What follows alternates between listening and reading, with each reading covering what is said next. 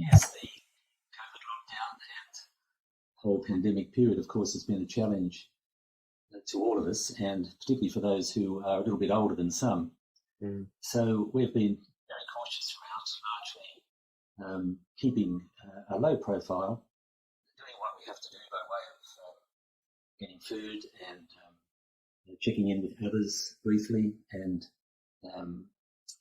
occasional visits to get haircut, and doctors to get an injection for some annual flu vaccine or something like that. But until January this year, we managed to keep safe from COVID. Unfortunately, due to a visit to a physio clinic by my wife, she picked up the virus around Australia Day.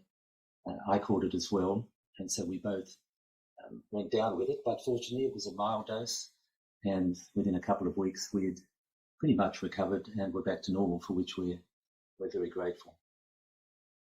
I've long appreciated my contact with Korean Christians way back from my time in the US teaching at Fuller Theological Seminary, both students who came from Korea, there were quite a number, but then opportunities to visit Korea and teach, both pastors and church members, university students, etc.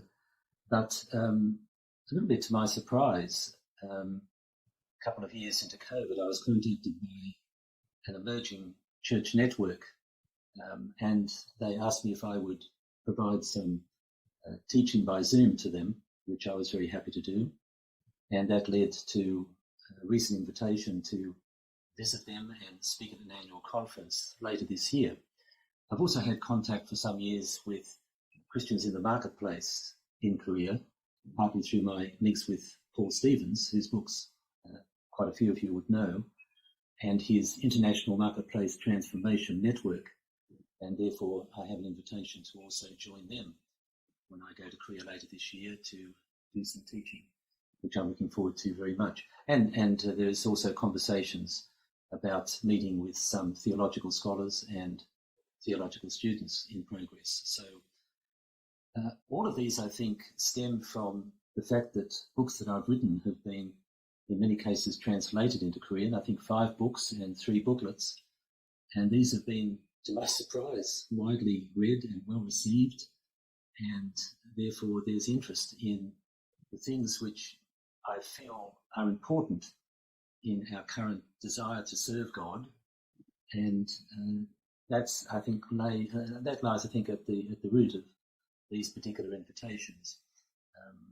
I could say more, but perhaps that's enough for the moment.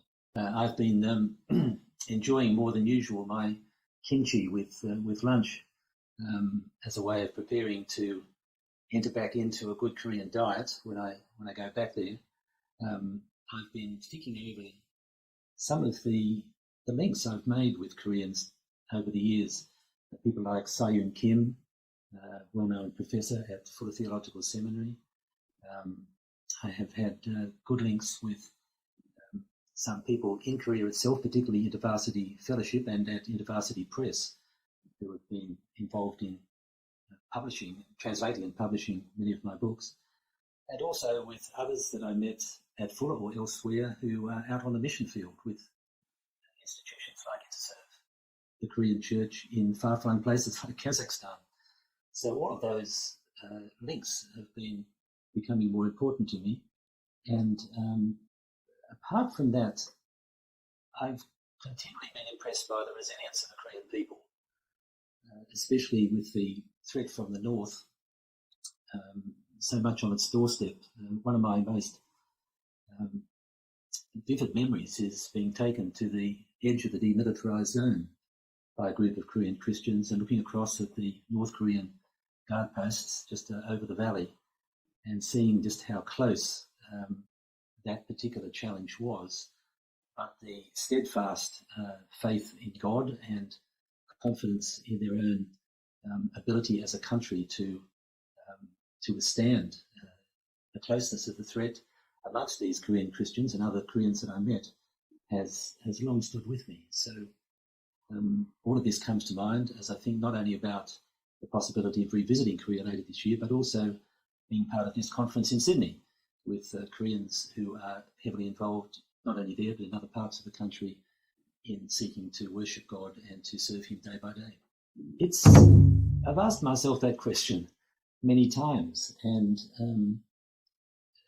in focusing so much on the ministry of the laity, I haven't been seeking to diminish the ministry of those who have a special function to play in the church, as pastors, as teachers, as evangelists and others, but have been seeking to bring God's people, all of God's people, up into a full realization of their own capacities to help pastor each other, to help teach each other, to help serve for and care each other, to help spread the message of Christ, to help make a difference through their work, through their leisure, through their local neighbourhood, through their social commitments, through their interest in the political side of our own country and the wider events and challenges of the world at large, seeking to raise them up to a level where they see that they too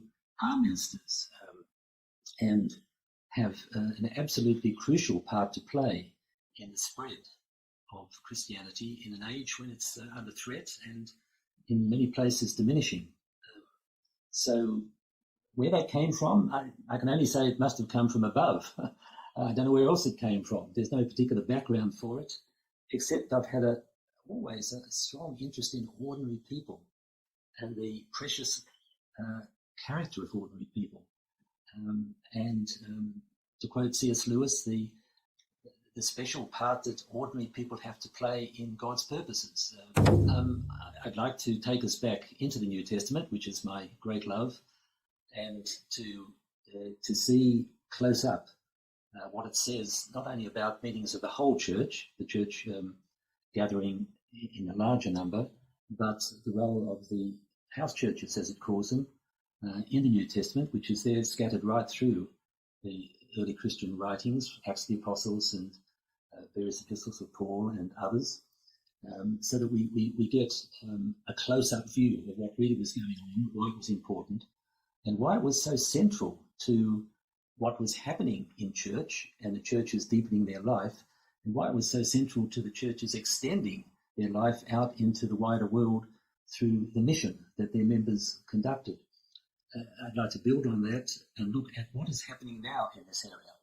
I might say a little bit about what's happened down through history by way of such groups playing a signal part in God's purposes, but the whole home church or organic church or simple church or small church or micro church, whatever you call it, phenomenon, is actually an extraordinary work of God at the present, which is global. It's there in every country. It's there in every continent. It's not just there, but it's growing exponentially. Why is that the case? What is happening? Who is it happening through? Where is it taking place?